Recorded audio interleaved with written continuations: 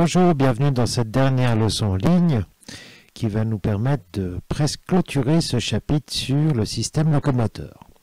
Aujourd'hui, on va parler des muscles et des mouvements et de la colonne vertébrale en reprenant aussi l'expérience que vous aviez faite sur votre taille au lever et au coucher.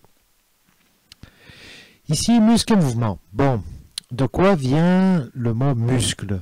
Vient de musculum, qui est lié à la petite souris, au petit rat. Évidemment, c'est une comparaison avec la forme de la souris et du mouvement. Donc voilà une petite souris. Et si on regarde ici le biceps du bras sur ce schéma, on voit que la souris prend quasiment la même forme que le faisceau musculaire. D'où l'origine de ce mot muscle. Ici, on retrouve une personne sans l'épiderme, sans la peau qui est dessus, et on voit bien tous les muscles. Et les parties qui sont blanches peuvent être des ligaments ou des tendons si ce sont les accroches des muscles. Voilà une petite citation intéressante d'Einstein. Vous avez compris que c'est un petit montage, mais je trouvais ça intéressant. Un petit film ici qui va nous permettre de parler des muscles. Je vous laisse regarder. Les os, les articulations, les tendons et les muscles sont des acteurs indispensables au mouvement du corps. Les muscles reliés au squelette sont appelés muscles striés squelettiques. On n'en compte pas moins de 600 dans le corps humain. Ce sont des organes composés de cellules allongées, les fibres musculaires. Ces fibres sont groupées en faisceaux. Chaque fibre possède plusieurs noyaux et des molécules qui forment des stries dans leur cytoplasme.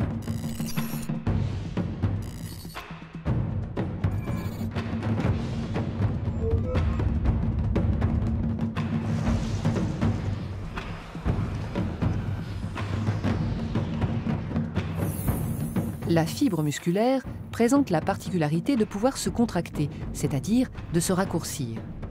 Un raccourcissement des fibres à l'échelle cellulaire en provoque un au niveau du faisceau de fibres qui lui-même entraîne un raccourcissement à l'échelle de l'organe. Le muscle est alors contracté. Le taux de raccourcissement des fibres et le nombre de faisceaux de fibres impliqués dans la contraction conditionnent la force développée par le muscle. Le raccourcissement d'un muscle, lors de sa contraction, exerce une force qui tire sur les tendons. Les tendons étant de mauvais élastiques, ils se déforment peu et tirent sur les os. Les os étant unis par une articulation mobile, la contraction musculaire provoque donc, par l'intermédiaire des tendons, leur mouvement relatif autour de l'articulation.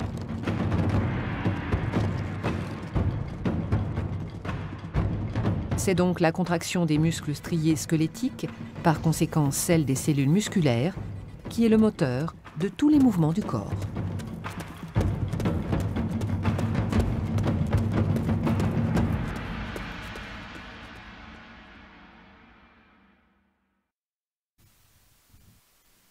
Ok, cool. Poursuivons. Qu'est-ce qu'un muscle? Chez les animaux, le muscle est un tissu contractile, un tissu mou, donc un ensemble de cellules, permettant de réduire leur taille par contraction musculaire. En fait, ce sont des cellules qui peuvent s'imbriquer les unes dans les autres.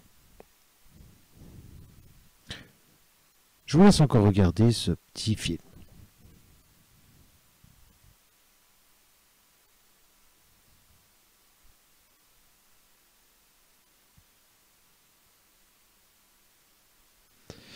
Le corps humain comprend 656 muscles dont la taille varie selon leur fonction. Évidemment, on a des muscles qui sont plus importants que d'autres. Les plus grands muscles sont au niveau des fessiers, qui nous permettent de nous tenir droit, ou des cuisses. Et évidemment, ça dépend de l'entraînement qu'on a. Donc, on a compris qu'un bodybuilder va avoir des bras extrêmement gros, va développer ses muscles à outrance. Ces muscles constituent en moyenne 43% de la masse sèche du corps. imaginons qu'on dessicque le corps, on enlève toute l'humidité qu'il y a dedans, il resterait donc 43% seraient des muscles sans os. Qu'est-ce qu'il faut avoir compris? Lorsqu'un muscle se contracte, sa longueur se réduit et ça fait un mouvement au niveau de l'ossature. L'ossature bouge. Contraction et relâchement. Et tout ça nous permet donc de faire bouger notre squelette, donc notre personne. Ici, les muscles squelettiques. Les muscles squelettiques permettent de mouvoir des parties du corps. On l'a compris. Ces muscles sont fixés sur nos os au moyen de tendons. Les muscles squelettiques travaillent toujours par paire. On parle de muscles agonistes ou antagonistes. Lorsqu'un muscle travaille, le muscle qui permet le mouvement inverse, le mouvement opposé, ne travaille pas. Si les deux muscles se contractaient en même temps, le mouvement ne pourrait pas se produire. La force des deux muscles se compenserait. Lors d'un effort musculaire, le muscle agoniste est celui qui se contracte et le muscle antagoniste est celui qui se relâche. Évidemment, en se relâchant,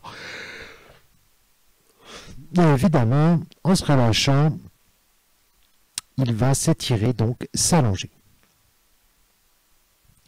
Ici, le biceps qui permet de relever le poing se contracte, il est agoniste. Le triceps est antagoniste, il se relâche complètement. Dans l'autre sens, ici je contracte le triceps, ça devient donc le muscle agoniste, et le biceps se relâche, et le muscle antagoniste. On comprend donc que chaque muscle possède un muscle antagoniste.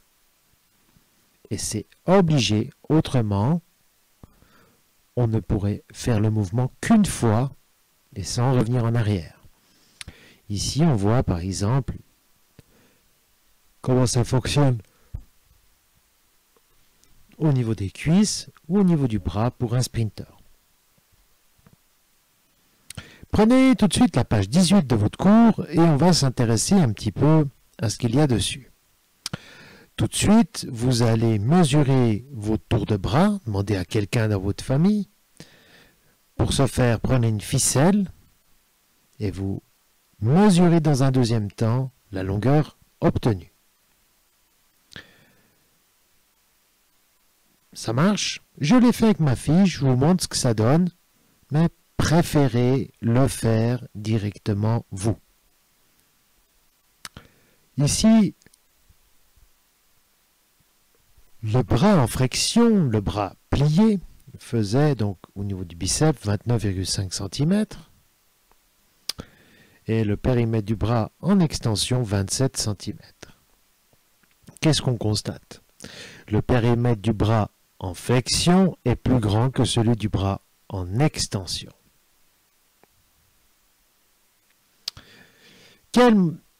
Vous avez le temps de copier? C'est ce qui est en rouge que vous devez marquer dans votre cours. Ça marche? Quel modèle représente le plus réellement les observations? Muscle en flexion, on est bien au centre.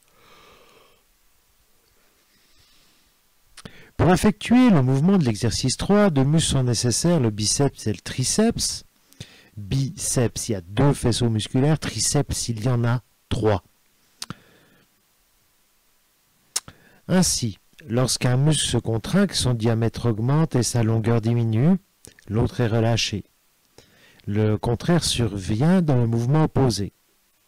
On dit alors que ces deux muscles sont antagonistes. Mettez peut-être pause et copiez. Page 18. Revenons sur l'expérience de la colonne vertébrale. J'ai reçu peu de mesures de votre part. J'ai fait un bref résumé. J'arrivais pas à faire une statistique sur toute la classe. J'étais un petit peu déçu, mais c'est pas grave. J'obtiens une variation de 0,5 à 1 cm entre le matin et le soir à chaque fois. L'analyse. Entre le soir et le matin, on observe une augmentation de la taille et entre le matin et le soir, notre taille diminue. Ça veut dire que le soir, je suis plus petit que le matin. Attention, le deuxième matin, on retrouve la taille que l'on avait 24 heures avant le matin. Quasiment chez chacun d'entre vous. L'os étant dur, comment expliquer le tassement de la colonne vertébrale? Pourquoi est-ce que je suis plus court le soir que le matin? Il faut comprendre qu'entre les vertèbres du cou, du dos et du bas du dos, il y a entre chaque vertèbre, la partie rigide, des disques de cartilage qu'on appelle les disques intervertébraux. Le jour, ces disques de cartilage se déshydratent et sont comprimés par le poids de notre corps à cause de la gravité terrestre. Nous sommes attirés vers le centre de notre planète. La nuit, quand on est couché, la pression ne se fait plus au même endroit, verticalement, sur notre colonne vertébrale, donc sur nos disques intervertébraux, ainsi comme une éponge qui aurait été comprimée, lorsqu'on arrête de l'écraser, le disque reprend sa forme. Ainsi, on peut comprendre deux choses. Premièrement, que les disques jouent un rôle d'amortisseur et que leur taille diminue selon les contraintes qu'elles subissent. Et on peut aussi comprendre que ces disques jouent un rôle dans la mobilité et permettent certains mouvements de notre colonne vertébrale. Vous arrivez à vous plier en arrière, en avant, à vous tourner, à torsader, si on veut, votre colonne. Ces disques permettent aussi la mobilité.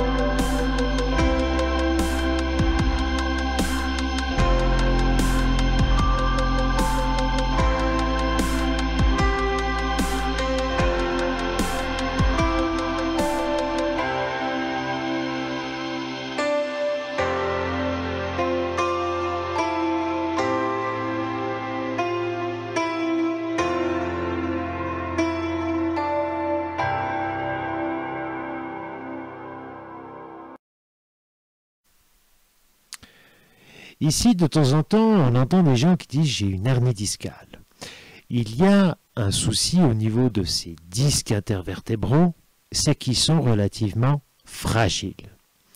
Il arrive parfois que les disques intervertébraux se fissurent ou se cassent et que la partie qui est centrale, que l'on appelle le noyau gélatineux peut sortir de la zone fibreuse qui l'entoure de ce disque. On parle d'hernie discale, ça pose rapidement des problèmes si cette hernie qui sort avec rupture de l'anneau vient comprimer les attaches nerveuses. Du coup, on risque d'avoir une perte de force, une perte de sensibilité ou une parésie, un manque de force au niveau des muscles. C'est un problème assez courant. Qu'est-ce qui peut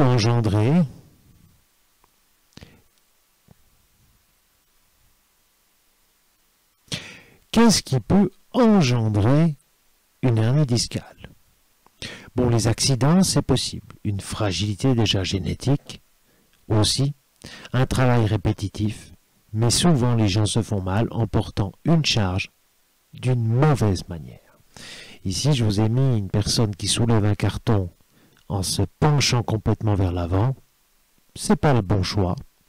Par contre, d'avoir son dos le plus droit possible et de bien fléchir les genoux, c'est un bon choix.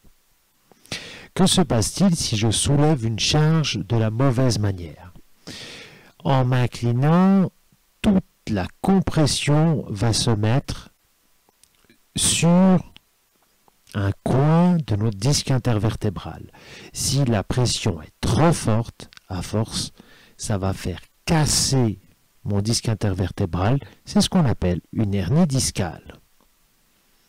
Ainsi, si je garde le dos bien droit, la force va presser sur tout le disque et ne va pas donc le pincer ou l'écraser trop fort. On comprend qu'il y a une résistance physique de nos disques intervertébraux et que si on la dépasse, il casse. Ici, page 21. Vous allez devoir réfléchir pendant 2 minutes. Qu'est-ce qui est bon ou qu'est-ce qui n'est pas? Alors, les choses sont parfois un peu discutables. On verra ce que vous en pensez, mais faites-vous un avis déjà vous. Quelles sont les bonnes postures? Quelles sont les mauvaises postures? Je vous laisse regarder. Mettez pause un petit coup. On reprend tout de suite après. Voilà, on y est. Ici, premier cas de figure qui serait pas bon, celui-là. On tire de côté. Du coup, on penche sa colonne vertébrale, ce qui est un mauvais choix. Le pincement serait mauvais. Ici, ça on l'a déjà vu avant, la personne ne tient pas bien. Là, la position n'est pas la meilleure parce qu'il y a un grand porte-à-faux, donc la tension va être très forte au niveau des lombaires et une fatigue du dos.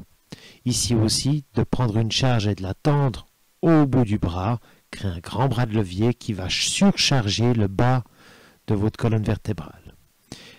Ici, attention, la personne inspire en se levant. Il faut toujours expirer pour tendre les muscles et le diaphragme et tout ça. Les autres, qu'est-ce qu'on peut dire de celle-là? La charrette, pas mal. Elle ne porte pas les choses, elle le met sur quelque chose à roulette. Ici, elle partage les charges en deux. Si la charge est très lourde, la tension va être pas très bonne non plus. Ici, elle a le dos bien droit. Dans ce cas-là, roulette et valise, c'est mieux de rouler une valise que de la tenir à la main. Là, elle tient l'élément proche d'elle, le plus vertical possible. C'est bien. Si elle utilise une brouette, c'est pas mal aussi. La brouette, ça décharge. Le plus gros du poids se retrouve donc ici dans la roue. Là, on voit qu'elle a plié les jambes pour prendre les choses, pas mal. Là, elle s'appuie pour soulager le dos. Le bras de levier devient beaucoup plus petit. Voilà un petit peu les conseils. On pourrait encore rediscuter, évidemment. Mais c'est comprendre l'idée que plus on prend soin de son dos, mieux c'est. Ici, regardons les principales déformations du dos, qui ne sont pas dues au fait de porter des charges lourdes, mais qui peuvent être d'origine qui peuvent être... Maintenant, regardons les principales déformations du dos. On en constate plusieurs. Évidemment, ceci n'est pas dû au fait de porter des charges trop lourdes. Ce sont des déformations que certains élèves du collège ou des personnes que vous connaissez ont. C'est un facteur génétique ou une question de croissance. On différencie trois choses: la scoliose, la lordose et la kyphose. On va essayer de détailler ça. Pour ce faire, prenez la page 22 de votre cours qu'il va falloir compléter en même temps. Voilà la scoliose. On voit que le dos forme, la colonne vertébrale forme une sorte de S. Là, on le voit bien. Alors là, ce sont des scolioses carabinées que vous voyez. On voit que la colonne est complètement vrillée, si on veut, latéralement. Scoliose S. Dans ce cas-là, vous allez pouvoir dessiner sur votre schéma, avec un trait rouge d'une autre couleur, la déformation latérale de cette colonne vertébrale, en forme de S. Les vertèbres touchées sont les dorsales et lombaires, principalement. Mais tous les types de vertèbres peuvent être touchés par cette scoliose. Les vertèbres ne sont pas alignées, dos en forme de S. Lordose, voilà un autre cas de figure, c'est une cambrure qui est trop forte. D'accord? La cambrure ici est beaucoup trop grande.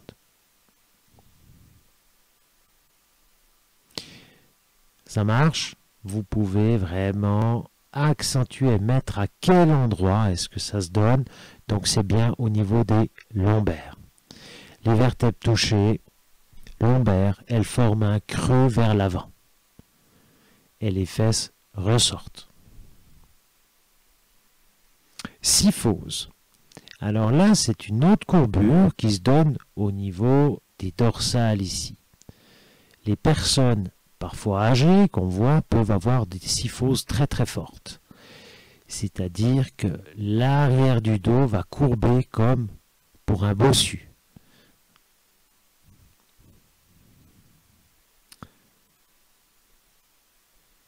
Dans ce cas-là, la kyphose nous forme un gros C ici. Et les vertèbres touchées sont les dorsales. Elles forment une bosse vers l'arrière. Maintenant, parlons un petit peu des blessures que l'on peut avoir dans le squelette.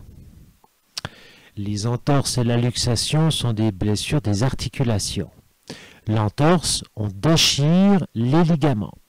Entorse 1, on met un peu de crème. Entorse 2, on met généralement un bandage.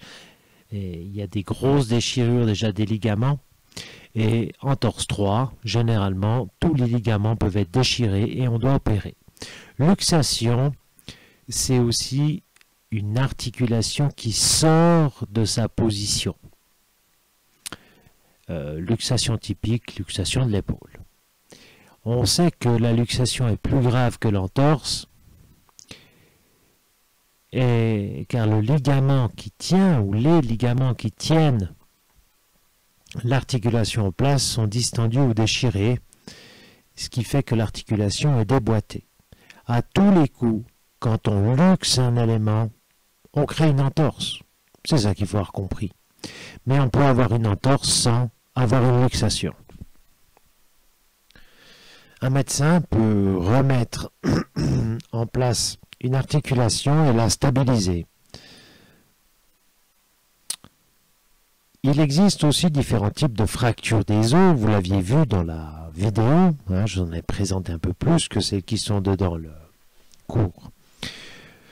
Pour que les os se ressoudent, on met généralement les éléments dans la bonne position. On pose un plâtre pour les stabiliser. On avait vu qu'on pouvait faire de la chirurgie, mettre des plaques, des vis, etc. Et parfois, il faut opérer pour stabiliser l'ossature pour qu'elle se ressoude de la bonne manière possible. Maintenant, munissez-vous de la page 23. Je vous laisse relier les différents types de blessures avec l'image correspondante. Allez, 10 secondes, c'est fait. T'as Ok. Première chose, fracture ouverte. Ça veut dire que l'os a crevé encore la peau et ressort en dehors du corps. Ce sont des fractures ennuyeuses, généralement problématiques, un peu traumatisantes. Et si on a de la terre ou des éléments qui rentrent dans l'os, on a souvent des complications dues aux origines bactériennes et on peut avoir de grosses infections. Pas très beau. Ici, luxation. Ça veut dire que l'os qui est là n'est plus en place.